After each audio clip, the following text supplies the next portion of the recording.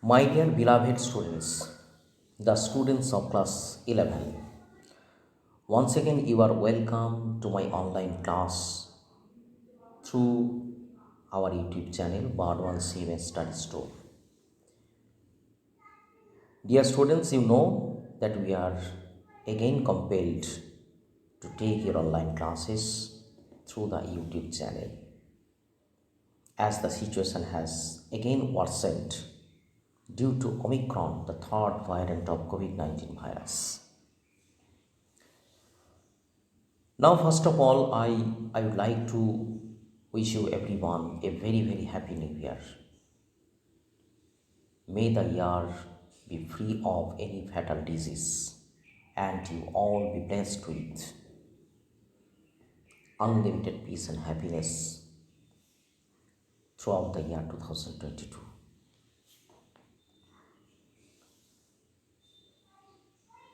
I hope the situation will be better soon and your school will be opened again for you and the direct teaching learning process will be started again. Dear students, today I shall read and analyze a poem in this audio clip. Please listen to this audio clip till the very end, and after that take your textbook and read by yourselves the part of the text that has been read and analyzed by me in this audio clip. Today I shall read and analyze the poem Meeting at Night. The poem which is written by Robert Browning. Now, before I start reading the text of the poem, I would like to say some words on the poet Robert Browning and some other words, some other important words relating to the poem Meeting at Night. Robert Browning is a famous English poet and he is so much renowned as an English poet as he has introduced or invented a special poetic device. This is dramatic monologue. Dramatic monologue. You must know what dramatic monologue is. But before that, you must know of which period the poet Robert Browning is. Or you must know which period Robert Browning belonged to. Robert Browning belonged to the Victorian period. The period spanning from 20th June 1837 to 22nd January 1901 is known as Victorian period or Victorian age after the name of Queen Victoria. 20th June 1837 is the date of birth of Queen Victoria and 22nd January 1901 is the death time of Queen Victoria. Above all, 19th century is regarded as Victorian period of English literature. And Robert Browning is a very much renowned representative poet of Victorian period. You know, Alfred Tennyson, who is also known as Lord Tennyson, is a famous poet of this period. Victorian period comes after Romantic period. So, Victorian poetry is to some extent influenced by Romantic poetry. But remember, Victorian poets go some steps ahead from imaginativeness of the romantic poets. Besides, Victorian poetry is marked by some other features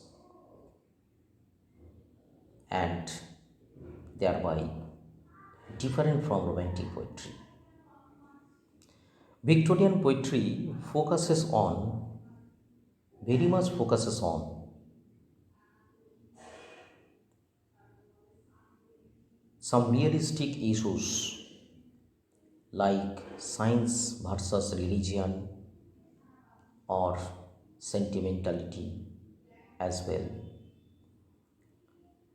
And the Victorian poetry is marked by some sensory elements or the elements which involve your sense organs at the time of reading the narration or illustrations. Victorian poetry has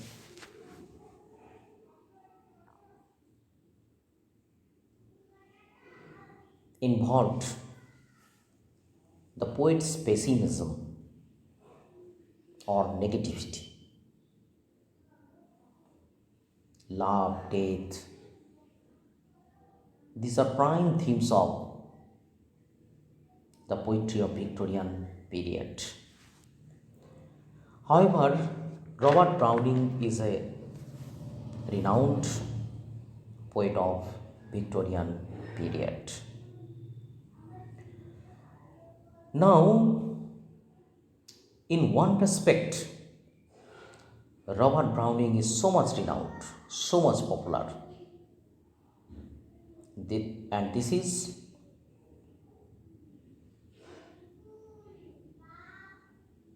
he has invented or he has introduced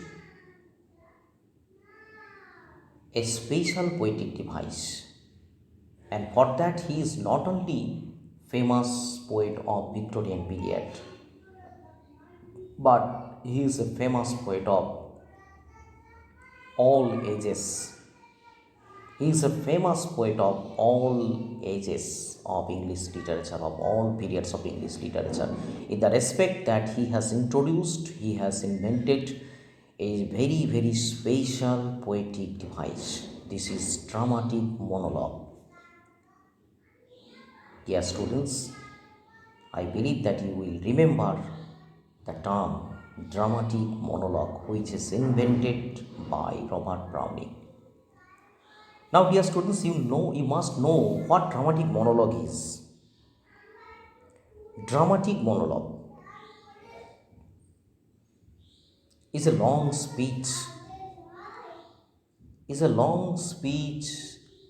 in a poem spoken by a single character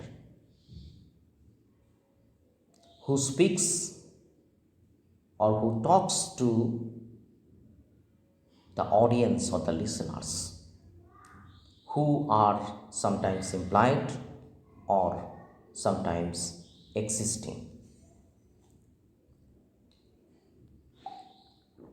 Dear students, I would like to repeat it once again.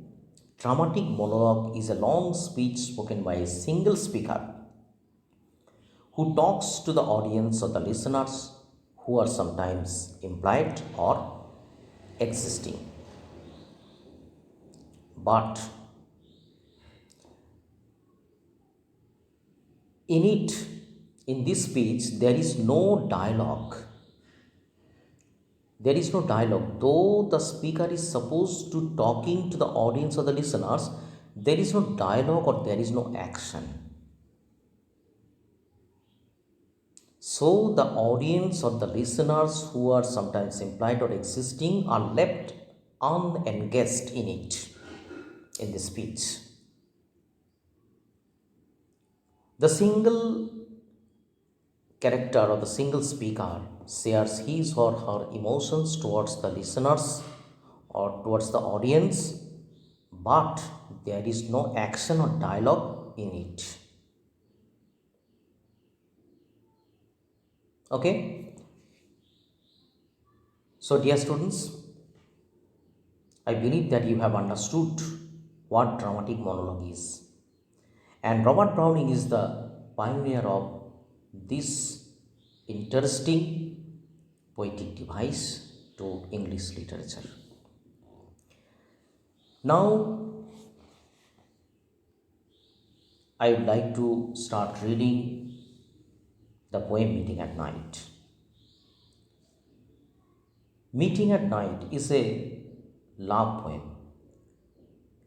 It's purely a love poem, and it has a companion poem which is entitled as Parting at Morning. The very title suggests that this poem is about meeting between two lovers at night, the meeting that occurs at night. Now, the poet Robert Browning has written this poem in two stanzas, and he has divided this poem into two stanzas involving two different contents.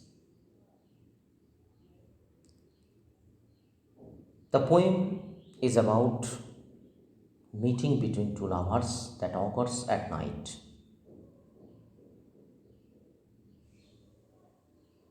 The poet, now the poet has divided it into two segments.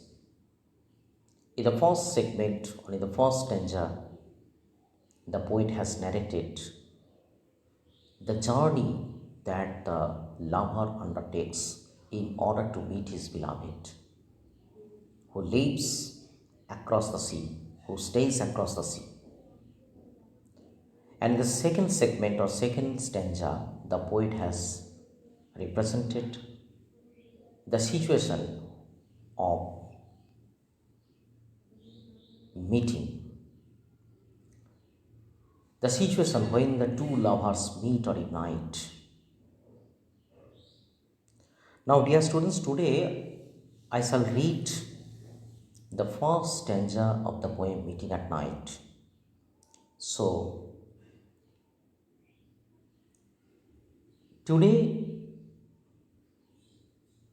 you will get to know what type of journey or how the journey is, the journey that the poet, what type of the journey the lover undertakes in order to meet his beloved.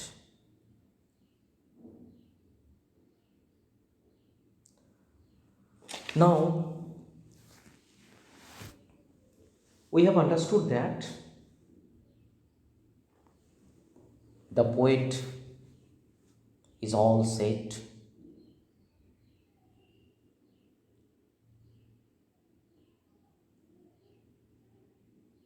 to take up a journey at night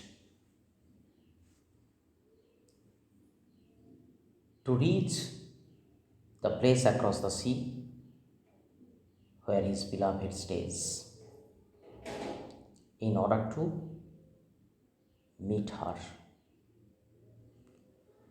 It is supposed that the Victorian society was conservative, and so there was no public allowance of meeting between two lovers. So the lover has taken or has chosen the night as the ideal time for meeting his beloved. But as the beloved lives far ahead, lives in a place far ahead across the sea, the lover has chosen evening to start his journey. Now, dear students, today I shall read the first stanza and analyze it, and I would like to let you understand what type of journey the poet undertakes or the lover undertakes in order to beloved, in order to meet his beloved who lives across the sea. The grey sea and the long black land, when the evening has just set in and the darkness has descended, the poet has reached the sea to start his journey on the seas. After walking so far on land that has also turned black due to the darkness that has descended as soon as the evening starts. And the sea has also turned due to the very same reason, due to the darkness too, that has descended as the evening has just started. But you must know that the two colors, one is grey and another is black, have been used by the poet Robert Browning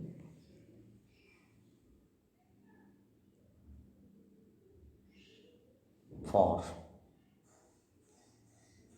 suggesting or implying otherwise. These two colors, these two colors imply or inwardly suggest the poet's despair or frustration. Actually, this is some symptoms of pessimism that overshadows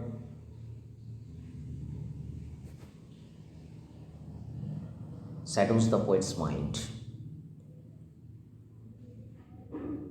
The poet's mind has become full of pessimism or has become full of despair or frustration. For what? For the uncertainty. For the uncertainty whether he will be able to meet his beloved or not. This is one of the prime features of Victorian poetry, pessimism. And here we find the poet's pessimism.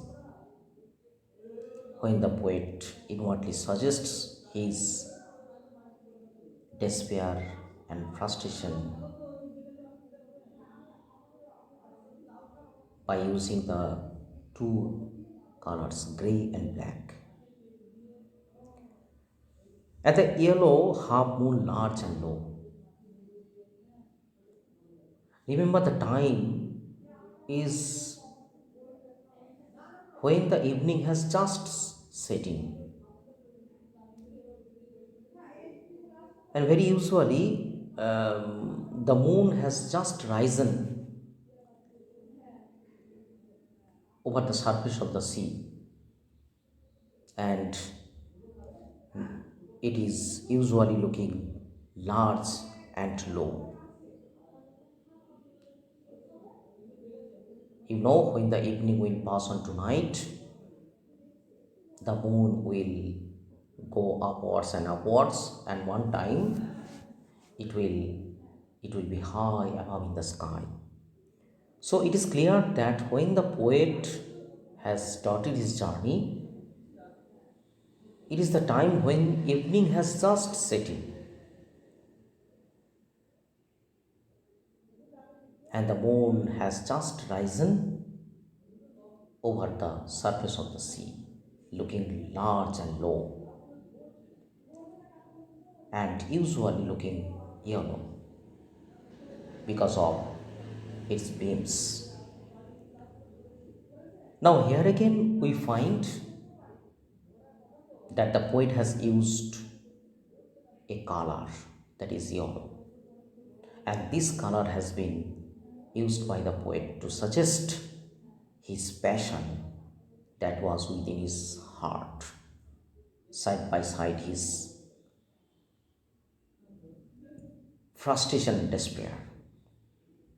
At the same time, when the poet is full of despair and frustration or uncertainty, he is full of passion in anticipation of meeting his beloved after, after completing or fulfilling his journey or finishing his journey, howsoever, whatsoever, or howsoever risky it is. The poet is excited, the poet is so much passionate in anticipation of meeting his beloved. And the startled little waves that leap in fiery ringlets from their sleep. Now the poet is on his journey. He is on the midway of his journey. And the journey was too much risky, as usually is in the evening or at night. The journey on the seas in the evening or at night is usually risky, is usually full of perils, dangers, risks at every turn, in its every turn. The poet or the lover experiences so when he is on its midway of his journey. When the lover is on the midway of his journey, he experiences that the journey is rather adventure. It is full of risk, it is full of dangers, it is full of perils. What he experienced, what he has experienced, what kind of perils he experiences in his journey? He experiences that all on a sudden or quite abruptly, the little waves start bouncing or leaping, sometimes forming ring like figures and creating and thereby creating the situation terrifying, thereby creating the situation full of terror, full of panic, tension, and so on.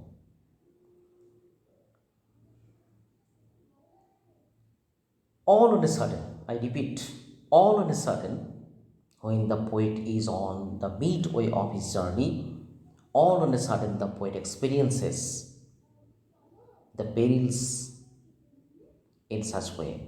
The waves start violently moving upwards or leaping or bouncing upwards, forming ring-like figures and leaving him in utter tension, utter fear. Now you have to admit that the more the poet is getting into tension, the more he is getting excited or getting passionate in anticipation of meeting his beloved. The more the risks come in his journey, the more he is getting excited in anticipation of meeting his beloved. So it is clear to you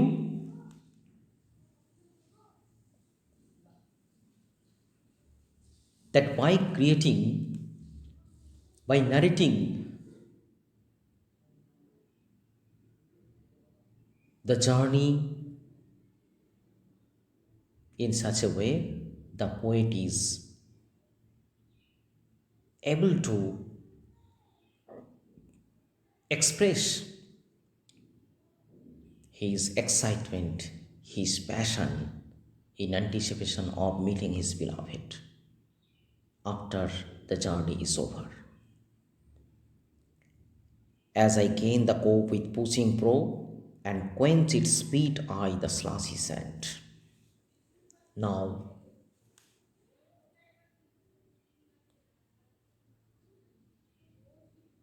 after some times, the journey has come to a point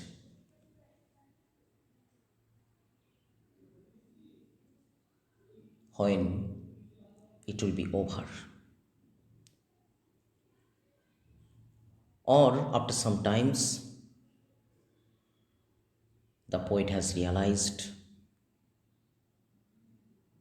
that he is about to finish his journey.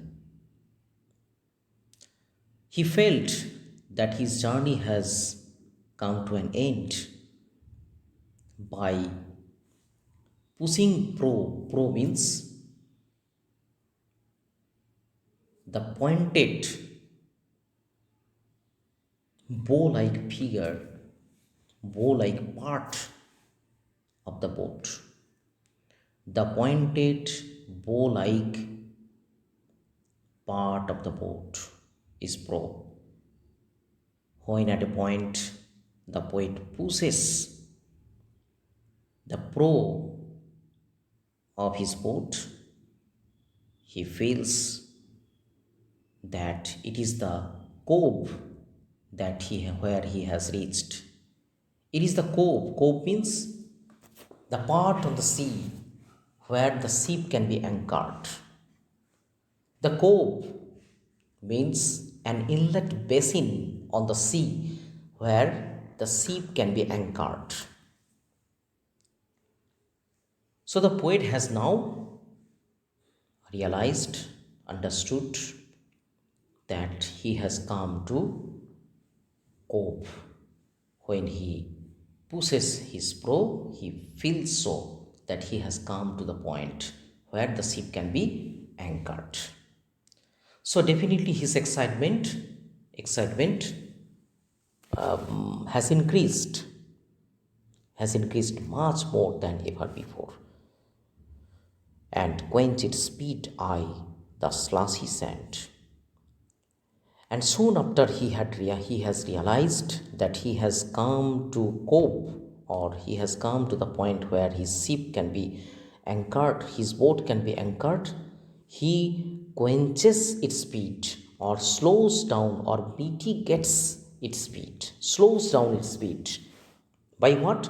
By pushing it against the slashy sand. By pushing it ahead against the slashy sand. Slashy means softened. Actually, the sand has been softened with the effect of water, or with the water mixed in it.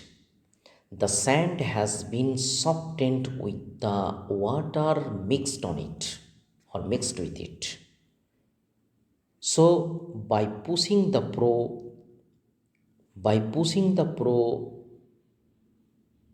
against the slashy sand, when the poet feels that it is the cove where he has come, or where he has already come, or feels that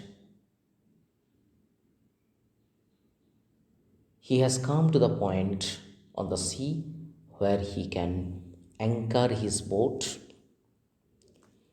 he quenches his speed, or he slows down its speed by pushing it ahead against the slashy sand. This suggests that the poet's excitement has increased much more than ever before when he has come to this point. With the anticipation of meeting his beloved, the poet is now much more excited when he has come to this point. Okay, now the first stanza has ended here. Now, dear students, I hope that you have understood or you have comprehended what type of journey the poet has or the lover has undertaken in order to meet his beloved who lives in a place across the sea. Now, dear students, you have to wait some days, you have to wait for some days to know or to comprehend how is the meeting between the two lovers. Okay, goodbye, take care.